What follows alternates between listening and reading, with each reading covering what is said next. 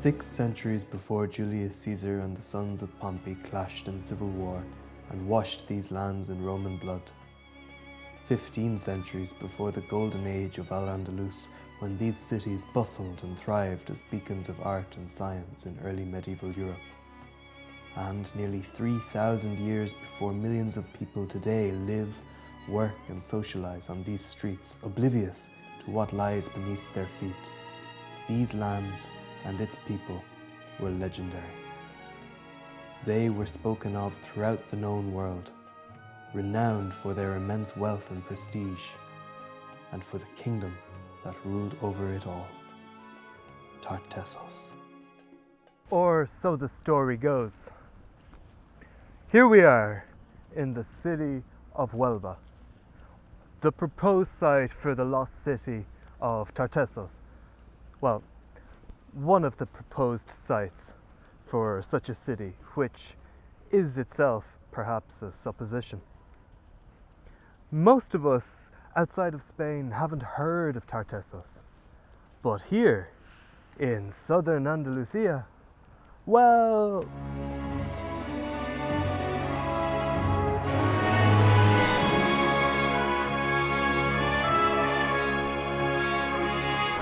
this one's slightly better. Tartessos hasn't existed for 2,500 years, but in the southwest corner of Spain, its presence has never been greater. Here, Tartessos persists as mystery, as history, as identity. Here, the story of Tartessos is far from finished. It is a story of a lost people and of their legacy, but it is also a story of ourselves, our misunderstanding, our mishandling, and our manipulation of history. So join me as I bike across this beautiful part of the world in search of that story. Welcome to Searching for Tartessos.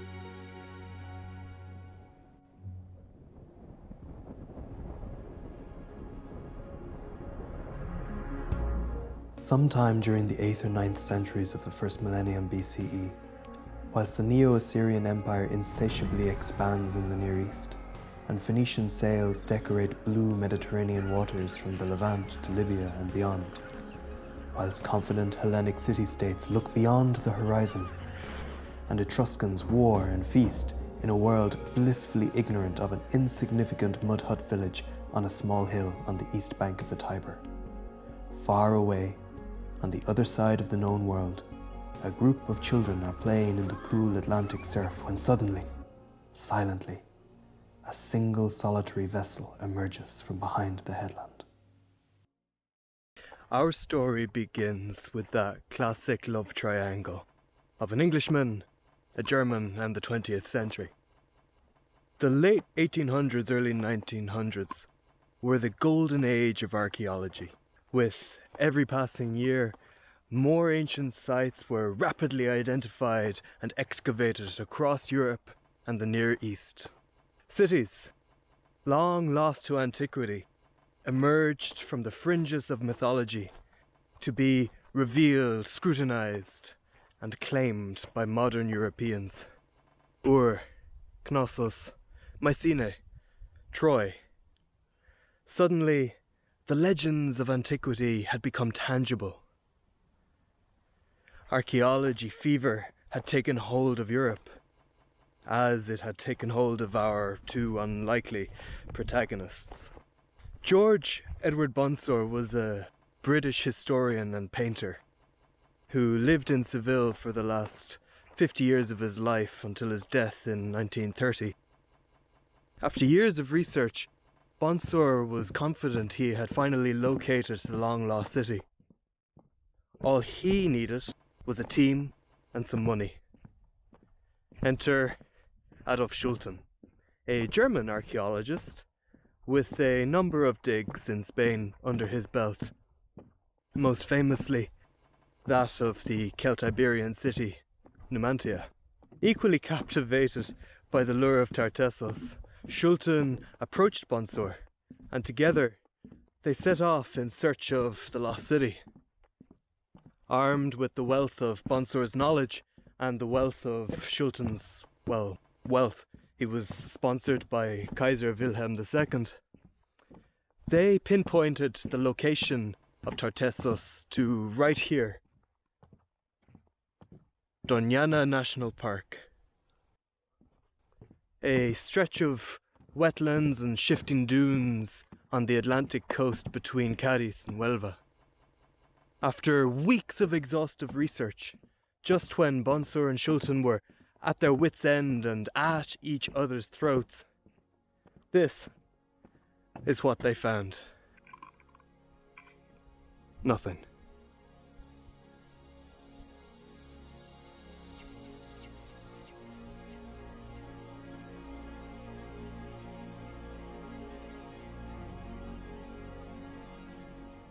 Until well into the 20th century, Tartessos hunters obsessed over the elusive lost city. With little material evidence to point to, they clung to passing references in ancient sources and read, one might say, a little too deeply into them. Over the centuries, a fantastic image of Tartessos was carefully concocted around these sources. It was a vast and wealthy kingdom beyond the Pillars of Hercules, where civilized and cultured people resided. They invented writing in Western Europe and maintained a sort of proto-Spanish empire. It was a handy legend to evoke if you were, say, the first Catholic monarchs ruling over a newly unified Spain and looking to legitimize the wealth and supremacy of your divine monarchy. Or, say, a new dictator searching for a unified, glorious past to whitewash the cracks left by a brutal civil war. Or even if you were an Iberian-born noble living in the savagely racist and classist upper echelons of imperial Rome, desperate to confer some mythical ancestry onto your pedigree. Of course, it helped that the earliest surviving sources referencing Tartessos are predominantly archaic and classical Greek texts, and thus Tartessos took on a falsely Hellenic character in the cultural consciousness. This struck a chord with savvy Romans wishing to be identified with such sophistication and prestige, rather than being seen as just another provincial Iberian. It suited Ferdinand and Isabella too in their war against the Moors of Al-Andalus and their cultural expungement of anything remotely African or Semitic. And during the Franco regime's purging of non-Celtic Iberianness from the new state-determined, unified racial ancestry, Tartessos was not only excused, but exploited to highlight Spain's historic and modern right to greatness and power. Of course, that was all rubbish. And even in Franco's time, there were some scholars brave enough to say, well, actually, but so long in the absence of archaeological evidence and in the face of the worst of 20th century ideology, is it any wonder that the legend of Tartessos persisted for as long as it did? But what exactly did Bonsor and Schulten expect to find here? How did they come to the conclusion that there was a lost city buried beneath these dunes? And how come we're even talking about Tartessos at all?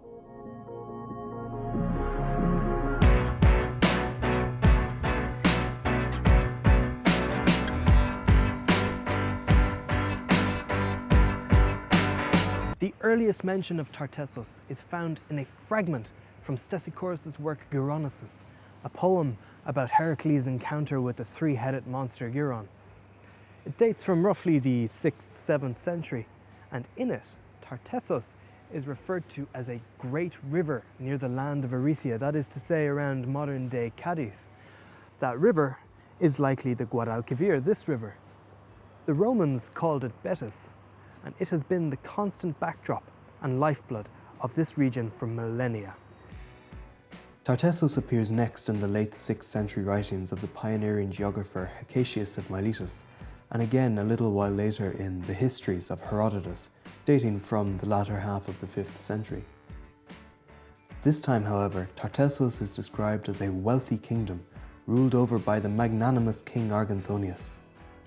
In the histories, Herodotus relates the story of an expedition of Phocaeans, Ionian Greeks from the western coast of Anatolia, modern-day Turkey, who ventured west beyond the Great Pillars and encountered the kingdom of Tartessos.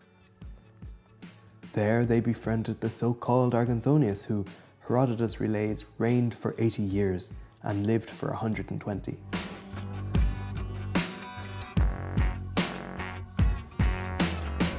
More improbable than the longevity of the ruler of this new land was the wealth he possessed. When he heard about the Phocaeans' struggle against an expanding Persian Empire, Arganthonius offered that they settle in Tartessos, at a place wherever they chose, but they refused. So, instead, Arganthonius gifted the Phocaeans a boatload of cash to build a great wall around their home city and repel the Persian attack. All of this happened about 100 years before Herodotus' time, so roughly mid-6th century BCE. So Tartessos was known about in the Greek world. We have an excerpt from a poet called Anacreon who, judging by his drinking songs, was today what we would call an absolute legend. You get the sense that the party only really started when Anacreon yells shots, rips off his tunic, jumps on the table and proceeds to drop some killer rhymes. But regardless of what was going on in 6th century Samos in Athens, which was definitely not YouTube appropriate, this particular killer rhyme goes, "I myself would not want the horn of Amalthea, nor for 150 years to be king of Tartessos." Probably sounds better in Greek. The point is, this is important because it's poetic allusion. It is assuming that the 6th century Greek audience knew to whom and to what the poet was referring. A fantastically long-reigned ruler of a fantastically wealthy land. A Tartessos, in its prime.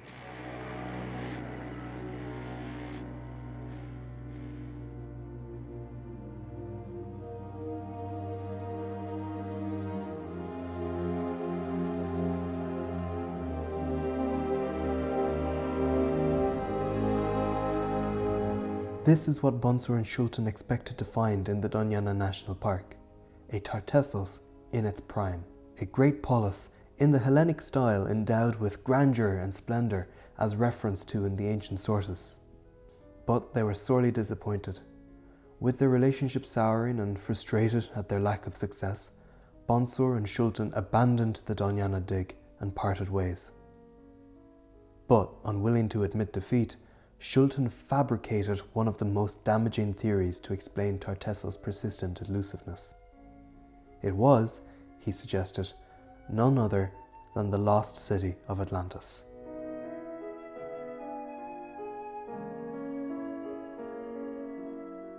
The Tartessos-Atlantis connection persists to this day.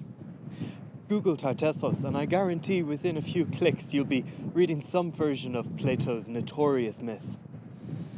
However, we should not judge Bonsor and Schulten. We can only ever exist within our times and we can only work with what we've got.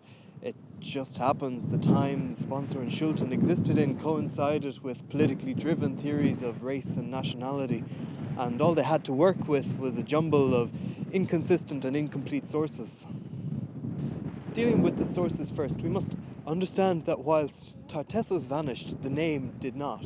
It stuck around for centuries, popping up again in histories, geographies and periplus, which are texts documenting coastal geography and ports, kind of like an ancient travel blog. Bonsor and Schulten relied heavily on a work called Or Maritima by Avienus. It's a 4th century poem in the style of a periplus, though I certainly wouldn't want to navigate by it.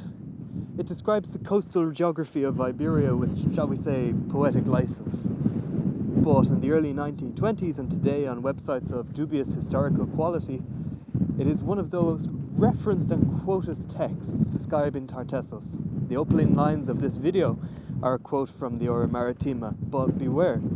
Although often associated with Tartessos, the passage associated with this quote actually describes modern-day Cadiz. So in general, be careful what you read on the internet. Anyway, Schulten had no doubts about Avienus, and was convinced the Ora Maritima contained versified passages of a 6th century periplus, which is doubtful. And this is just one of dozens of sources which mention Tartessos in one entity or another in varying locations. Bonsor and Schulten spent much of their lives searching for some evidence, some fragment of verification of the lost kingdom. And they didn't know how close they'd come. In fact, they'd already found it. They just couldn't see it.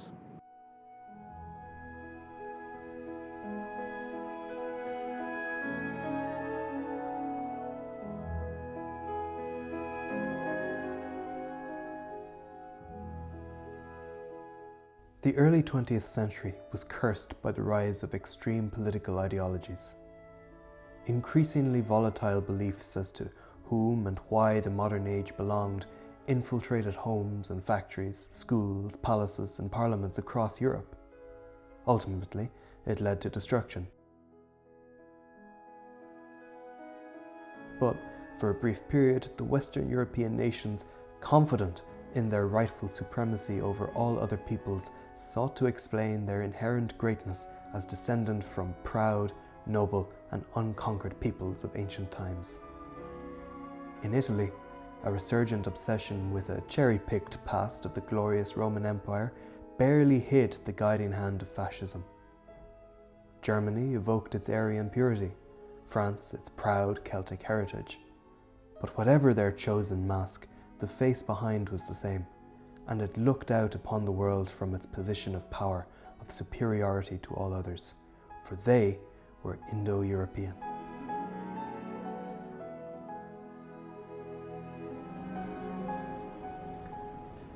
This is wrong on so many levels, and thankfully it has mostly fallen from favour, but for a time the rush to associate any new archaeological find with an Indo-European identity had disastrous effects for history and archaeology. In Spain, it meant the labelling of any new archaeological find as being Celtic or Roman unless it was undeniably Punic. Celtic and Roman was good, Punic was bad, because Punic meant Semitic, North African.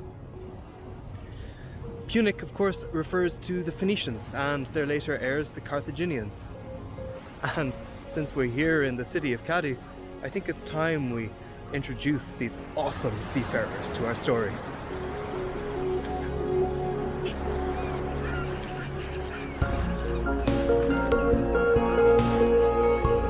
A single solitary vessel emerges from behind the headland.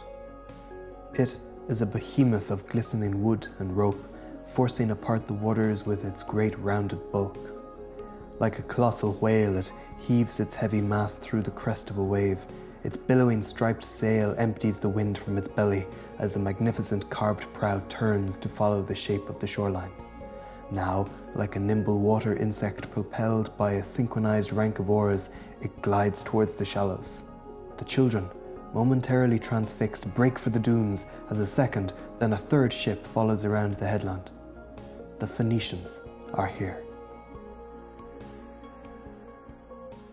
Phoenician is the term we give to the Semitic-speaking maritime city-states in modern-day Lebanon and Syria. They were knocking around from about 2500 BC, reaching their height in the early first millennium and sort of petering out towards the end. It is a cultural and linguistic group that encompassed the politically independent city-states of the Phoenician Levant, such as Tyre, Byblos and Sidon. And as a result of their preeminence as maritime traders, their culture spread across the Mediterranean, anchored by the various and largely autonomous colonies. Carthage, established around 814 by colonists from Tyre, is of course the most famous Phoenician colony, but another is right here, Cadiz, or as it was known then, Gadir. Established around the turn of the millennia by colonists from Tyre, the colony thrived. Other Phoenician colonies were established further east, notably modern-day Malaga. From these centres of trade and commerce, Punic goods, technology and culture heavily influenced the societal development of southern Iberia. Keen to exploit the mineral richness and agricultural prospects of the land, the small Phoenician populations found keen partners in the indigenous societies, ready to capitalize on the Phoenicians' prominence in the Mediterranean market.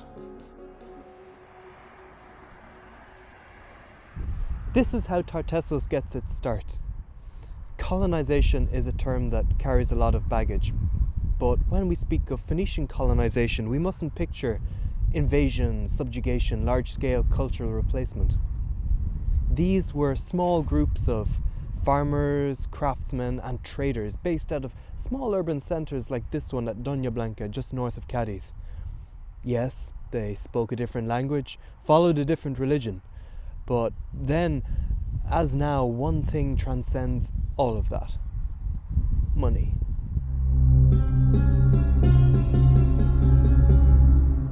So long as the Phoenicians bring wealth, goods and innovation in return for resources, labour and peaceful coexistence, everybody profits. Gradually, cultural exchange occurs, the lines become blurry, and before long, we see the emergence of a distinct cultural identity manifesting itself through goods, architecture, art and religion. Nowhere was this as successful as on the southwestern Iberian coast, where, following contact with the Phoenicians, an entirely unique culture blossoms. This is what Bonsor and Schulten simply could not see. There wasn't no archaeological evidence. Their respective ideologies had narrowed their vision to such an extent that they failed to realize they were holding in their hands the very thing they were searching for.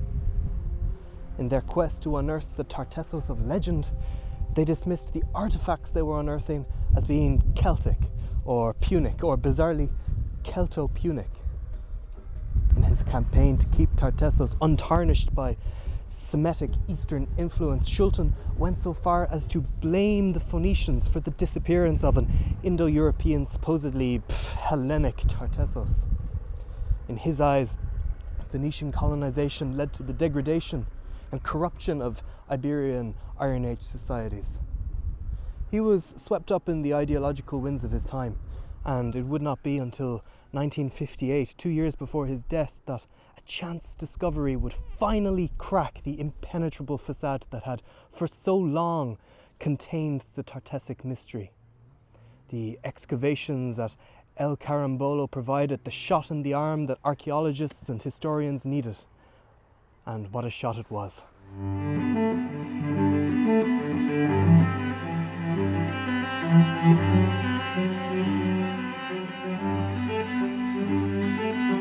This is the treasure of El Carambolo.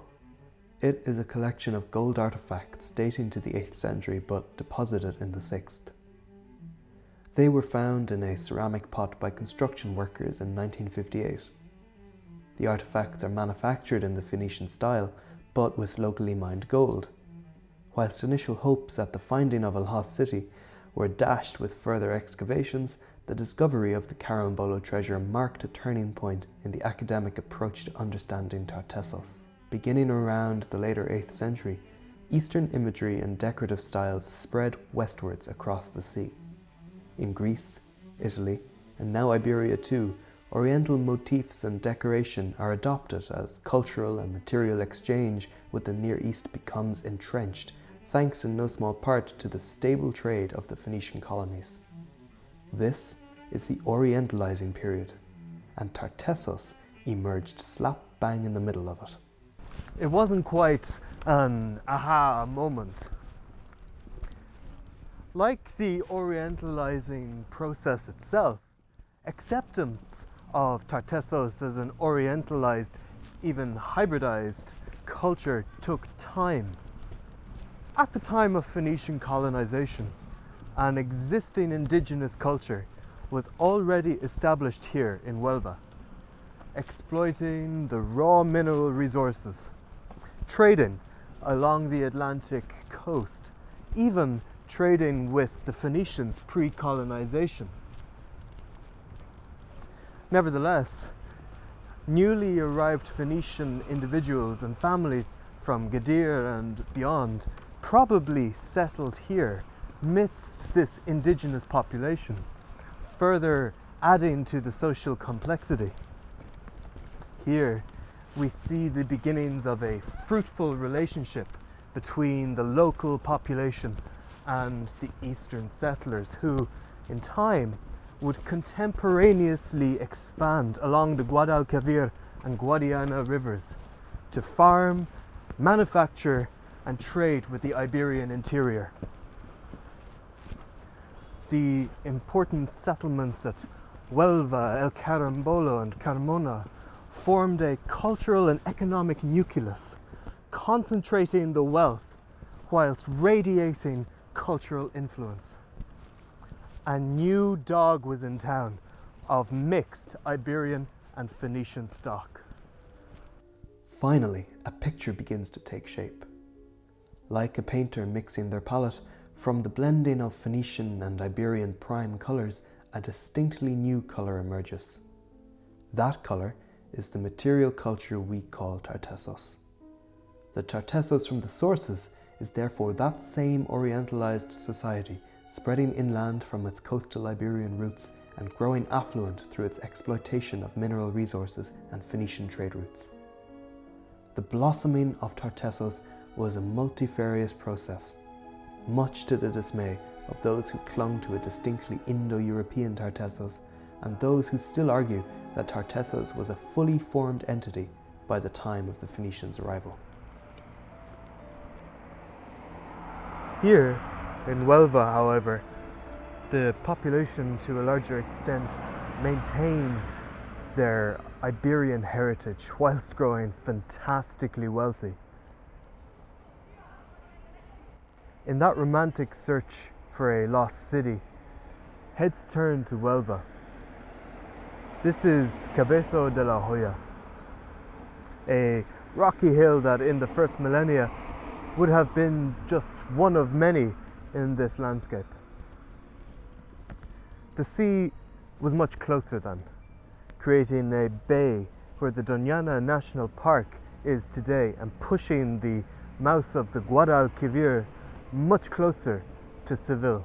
Most of the hills have since been consumed by the city, but thankfully this one was spared because La Joya is a Tartessic necropolis, the finest yet discovered. The burials here have been referred to as the princely tombs, dating to no earlier than the 7th century. It's the Tartessos of Argentonius, a Tartessos in its prime. Like other Tartessic burials, these are cremations, the ashes interred in the typical Cruz and Negro urns, but from the bountiful grave goods found alongside the remains, it is clear that these individuals were particularly important and wealthy. Indigenous-style jewellery and handmade pottery was recovered, alongside Phoenician vases and plates, and a complete two-wheeled chariot. As of yet, all discovered Tartessic burials are of high-class individuals. It is not clear who exactly the ruling class were in Tartessic society, or how they exerted their power. It is not clear how different populations related to one another, how politically unified they were. At the point of Phoenician colonization, the local elites, descendant from the indigenous late Bronze Age Atlantic societies, must have controlled access to the known mineral deposits. It is not known, however, how labour was sourced, organised, and enforced. Did an increased need for labour entice economic migration to the Tartessic core, freely or forcibly? And what terms did working the mines or fields entail? To what extent were locally crafted orientalized goods made to satisfy the tastes and coffers of a ruling class, or to satisfy a wider sense of cultural identity? It's likely that these questions will never be answered for certain. Much remains unknown and undiscovered. But one mystery above all others has defined the story of Tartessos from legend to today, intriguing scholars and Atlantis-hunters alike. Because, sometime after the 6th century, Tartessos disappears. In the sources, radio silence. In the archaeological record, disruption. At the height of its success, just as it prepared to take the stage alongside the other great civilizations of the Iron Age, Achaemenid Persia, archaic Greece, the Etruscan city-states, Tartessos vanishes. What catastrophe befell the inhabitants of La Joya, Carambolo and Carmona?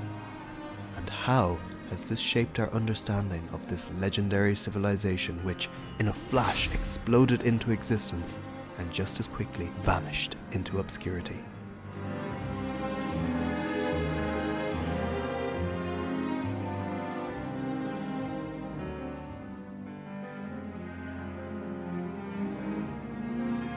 No society forms as a distinct self-sustaining entity in a vacuum.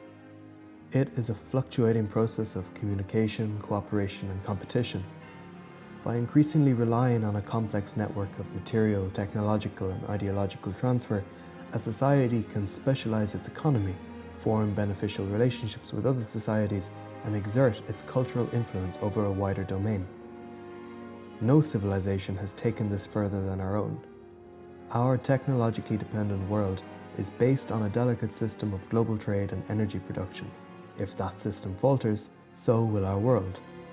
And though Iron Age Mediterranean societies were far more robust and self-reliant than ours today, they still existed within and depended upon a Mediterranean-wide network of trade and diplomacy. Widespread societal collapse had already occurred just a few centuries before in what we call the Late Bronze Age collapse. In the space of a few short decades, between 1200 and 1150 BCE, a string of economic and environmental calamities, coupled with violent destruction brought on by a phenomenon known as the Sea Peoples, spelt devastation for the developed societies of the Eastern Mediterranean and the Near East.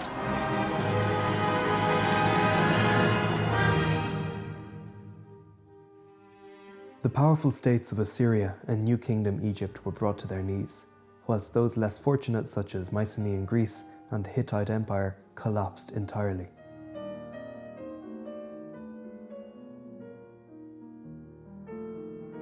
It is difficult to overstate the world-shattering effects such a calamitous period had on the states that withstood it and on the people who survived it. And for those who did not, the Late Bronze Age collapse was Armageddon.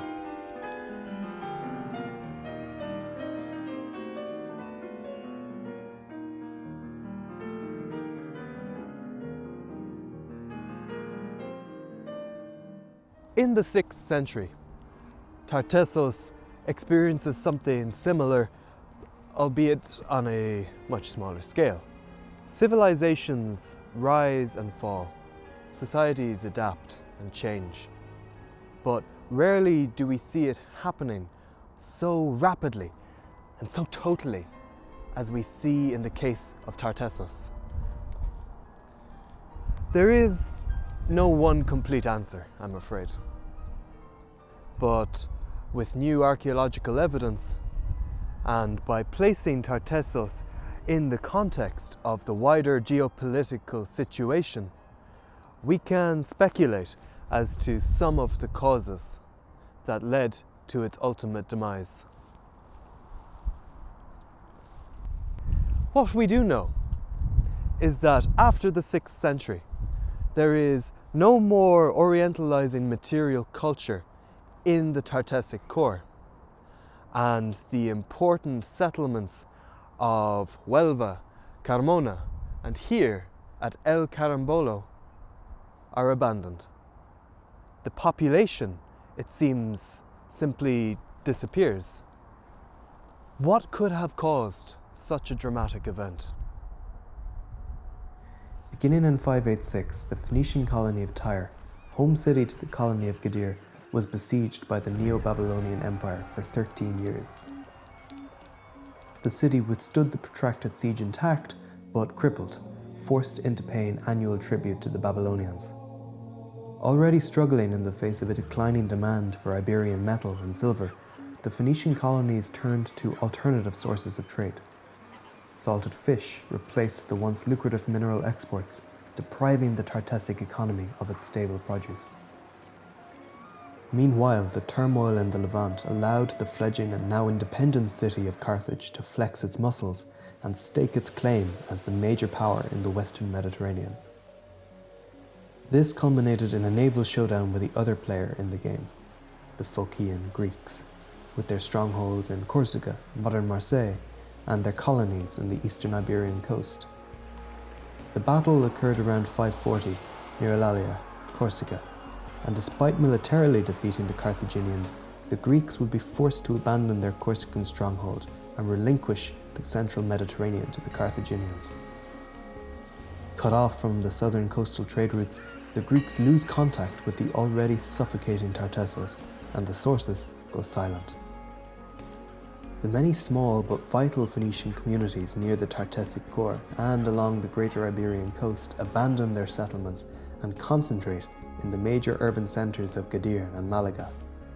These towns were the new economic centres on the Iberian coast, benefiting from Carthaginian trade and investment.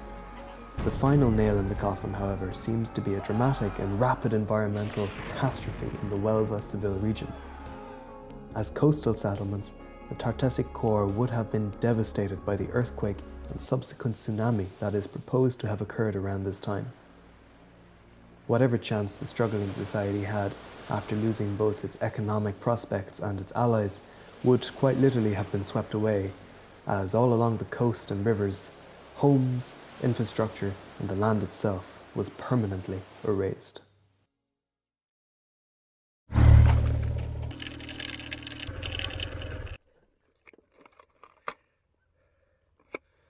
This could well have been the end of Tartessos, and in a sense it was. It was the end of the legendary Tartessos, the Tartessos of Argentonius, the Golden Age. But there were very real survivors, and they left the old Tartessic core and ventured inland to the interior to seek out a subsistence lifestyle in the Guadiana and Tagus valleys, and they took their culture with them, starting in a sense a second phase of Tartessos. From this point on, large orthogonal buildings are erected here in modern Extremadura, surrounded by extensive agricultural and pastoral lands. We see the introduction of Tartessic religious and funerary practices, no doubt alongside things like dress style, diet, and language. We cannot be sure to what extent these cultural practices may have been adopted by the local population, or to what extent they intermingled, but it was clearly a peaceful and unopposed settlement, surely helped by some pre-existing Tartessic presence or influence in the region prior to the core collapse. In a way, it echoes the Phoenician colonization of the southern coast, and similar to the Phoenicians, the Tartessic settlers who came here built impressive buildings, important representations of their culture and heritage, just like this one.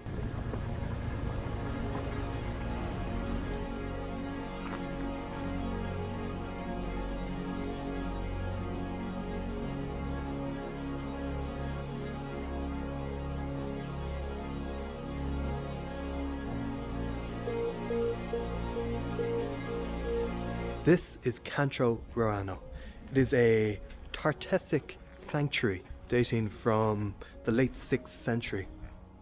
Sanctuaries are a common feature of Bronze and Iron Age societies in the Mediterranean and Near East. They serve as sort of a quasi-religious focal point, sometimes demarcating territorial boundaries and providing a neutral meeting ground in proto-urban societies. Cancho Roano is probably the most famous Tartessic archaeological site due to its extensive excavation and good level of preservation. The building is organised around a main room with an altar at its centre, surrounded by secondary rooms and accessed through the main courtyard. Here we see the remains of two monumental towers which would have flanked you as you entered the complex, after crossing the rectangular moat and passing the gleaming whitewashed walls. For 2 centuries it would have dominated the surrounding landscape, hosting feasts and sacred rituals. It would have been maintained and expanded by successive generations, proud descendants of the old Tartessos, now adopted to a new way of life, but no less diligent custodians of their culture and their identity. Cancho Roano was a turning point in our understanding of Tartessos.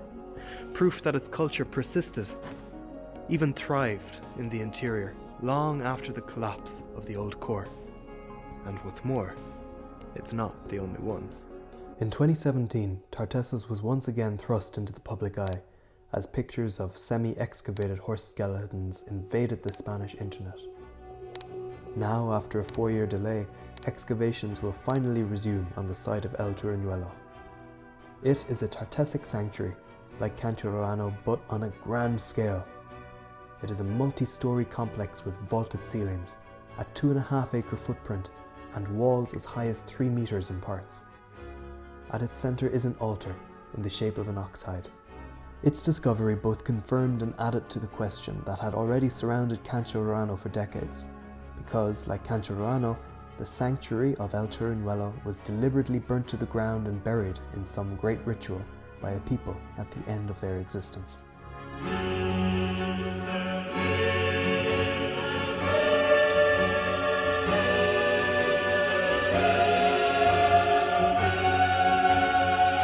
Turuñuelo and Cancho Roano are preserved exactly as they were left in their final moments 2,500 years ago. Early in the 4th century, the populations associated with these sanctuaries gathered at their respective sites for days of end-of-the-world worthy feasting, ritual, and at Turuñuelo, hecatomb, mass animal sacrifice. At the end, they set the buildings alight, encased the remains in earth and clay mounds, and disappeared from the historical record forever. Hundreds of precious artifacts were excavated from both sites and made all the leftovers of the excessive feasting. In the paved courtyard of Turuñuelo, at least 22 horses were slaughtered alongside mules, donkeys, and cows. Their bodies were carefully arranged. In a room with a bricked-up door, the body of a man was found. This is a highly unusual find in a culture associated predominantly with cremation. In fact, the whole scenario reflects what we know about Tartessic funerary rites.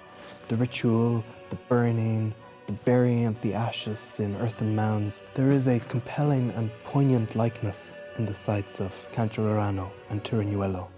It seems like they were treating these sanctuaries as they treated their deceased elite. It seems like they were saying goodbye.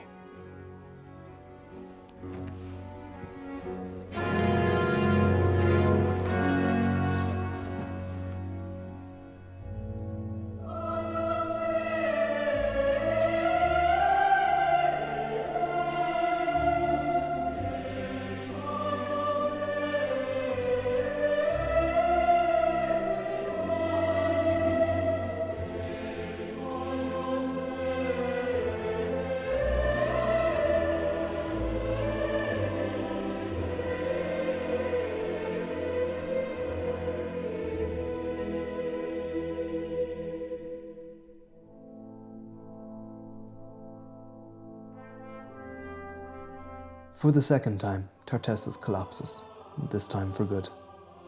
When the sources pick up again in the 1st century, the Iberian Peninsula is inhabited by numerous Celtic and Iberian societies. The old territory of Tartessos is inhabited by a people the Romans call the Tartessians. It is no coincidence that this is when Iberia re-enters the record, as from here on out, Iberia is increasingly Romanized. And thanks to the Roman annihilation of Carthage, any Punic sources on the intermediate period from the 5th to the 1st centuries that did exist burned with the city. For the rest of history, Tartessos becomes just a word, an idea. It becomes synonymous with a mythical past and a manufactured identity. In the space of 2 centuries, the last Tartessians, their fate, and their descendants vanish into obscurity. The story of Tartessos has come to an end.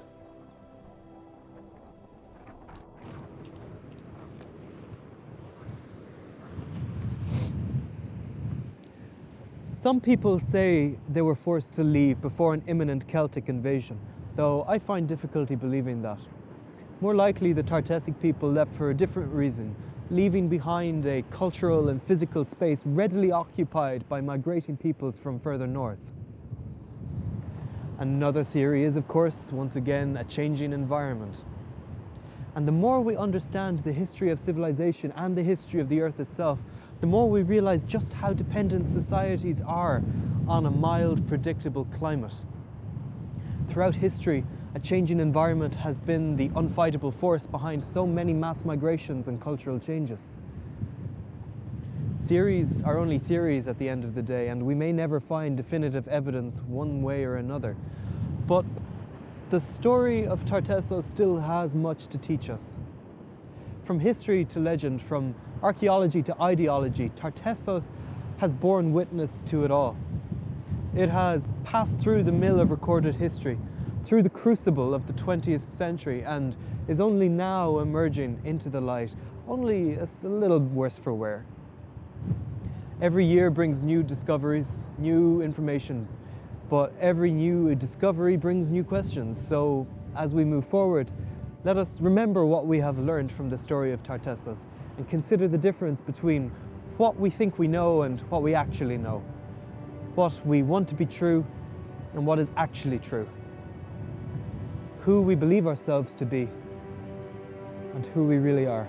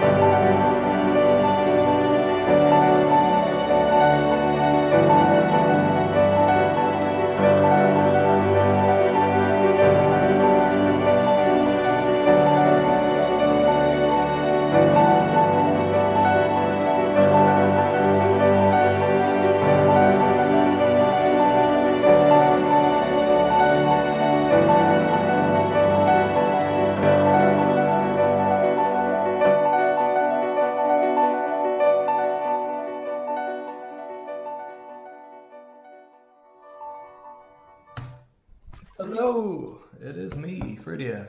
Congratulations, you've made it to the end of this video. Thank you so much for watching. I hope you enjoyed it. So while you're here, before you go, there's a few little things I want to say. Firstly, if you want to read more into this topic, well, there's very little English language literature available at the moment. So the book that I would highly recommend, and the book that formed the backbone of this video, is Tartessos and the Phoenicians in Iberia by Sebastian Celestino and Carolina Lopez Ruiz. Guys, thank you for writing that. It's awesome, really enjoyed it. Secondly, when we were filming in La Joya in Huelva, you may have noticed all those little pictures and drawings up on the fence. Well, that's because La Joya, since summer of this year, has become under threat of development, housing and apartments development. So yeah, I've tried and failed to find a petition or pressure group or anything like that. So all I can do is let you know that, yeah, that's happening, and it would be a great shame if we were to lose that. And thirdly, thank you for watching. And thank you very much if you have helped this channel and helped this production. This is the first full-length feature that I've done. So it was a big thing, and if you have helped me do that, thank you so much. And if you would like to help the channel grow and keep productions rolling, you can find a link to the channel's PayPal in the website link in the description. Look at me pointing out random places like a good little YouTuber. Anyway, that's all for now, guys. Happy New Year. See you down the line. Bye.